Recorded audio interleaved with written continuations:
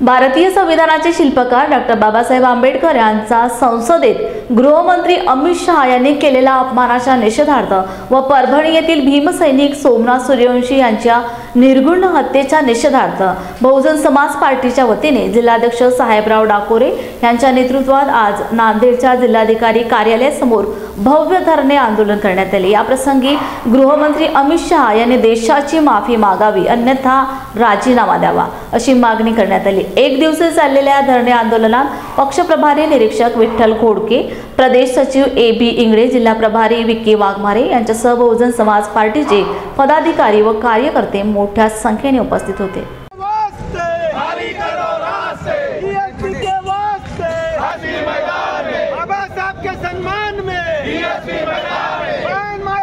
संघर्ष करो, हम तुम्हारे साथ हैं। बहन जी आप संघर्ष करो, हम तुम्हारे साथ हैं। BSP आई है, नई रोशनी लाई है। BSP के वास्ते खाली करो रास्ते।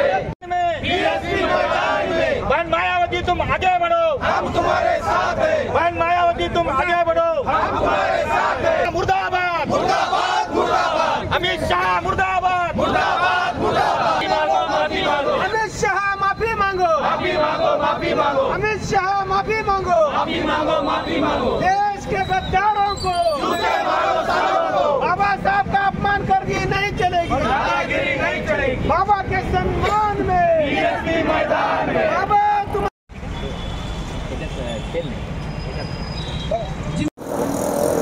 या देशामध्ये संविधानाचे रचिता परमपूज्य डॉक्टर बाबासाहेब आंबेडकर यांनी या देशाला घटना दिलेली आहे आणि ज्याची कुठलीही अवकात नसता वेळेस बाबासाहेबाच्या संविधानामुळे जो माणूस आज या देशाचा केंद्रीय गृहमंत्री झाला, ज्या माणसाची अवकात म्हणजे एखाद्या शेतामध्ये काम करण्याच्या ऐवजी किंवा कुठल्या दुकानामध्ये काम करण्याच्या ऐवजी कुठलीच अशी अवकात नव्हती, त्या माणसाची अवकात या देशामध्ये जर कोणी तयार केली असेल तर ते परमपूज्य डॉक्टर बाबासाहेब आंबेडकर आहेत। हे यांनी विसरता कामा नाही। देशामध्ये वातावरण असं तयार करून ठेवल्या गेलेलं आहे की ह्या देशामध्ये फक्त केवळ आणि केवळ हे संविधान म्हणजे दलितासाठी आहे का? ह्या देशामधल्या दबाकुचल्या लोकांपासून गरीबापासून जे श्रीमंतापर्यंत हे संविधान कामाचं आहे।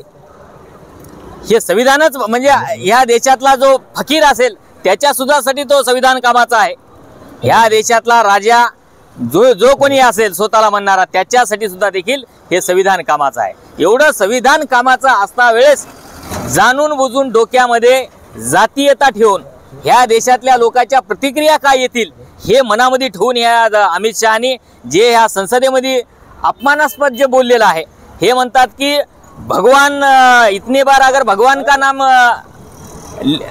लिया होता तो आप स्वर्ग में चले जाते। माझं हे म्हणणं आहे की खरंच अमित शहाला जर स्वर्गात जायचं जर असेल तर त्यांनी ह्या मनुस्मृतीचं खरोखर पूजन करावं आणि हे केंद्रीय मंत्री जे पद आहे, जे गृहमंत्र्याचं पद, हे याचं त्यागपत्र देऊन टाकावा।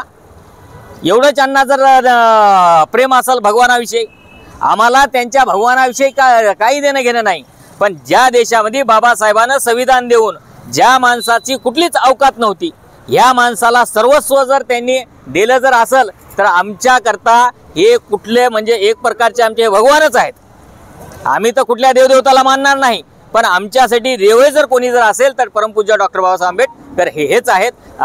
याकरता आम्ही त्या अमित शहाचा निषेध करण्याकरता या ठिकाणी आम्ही जमलेलो आहोत। कारण बहुजन समाज पार्टीच्या राष्ट्रीय अध्यक्षा परम आदरणीय बहन कुमारी मायावतीजी यांचा निर्देश आहे की संपूर्ण जिल्ह्यामध्ये बहुजन समाज पार्टीच्या वतीने निदर्शने झाले पाहिजे आणि अमित शहाला हे राजीनामा अमित शहाने दिला पाहिजे। त्यांनी जे शब्द बोललेले आहेत ते शब्द पाठीमागे घेण्यात यावं आणि त्यांच्या पार्टीने त्याच्यावर उचित कारवाई करण्यात यावं ही बहुजन समाज पार्टीची माग आहे या ठिकाणी।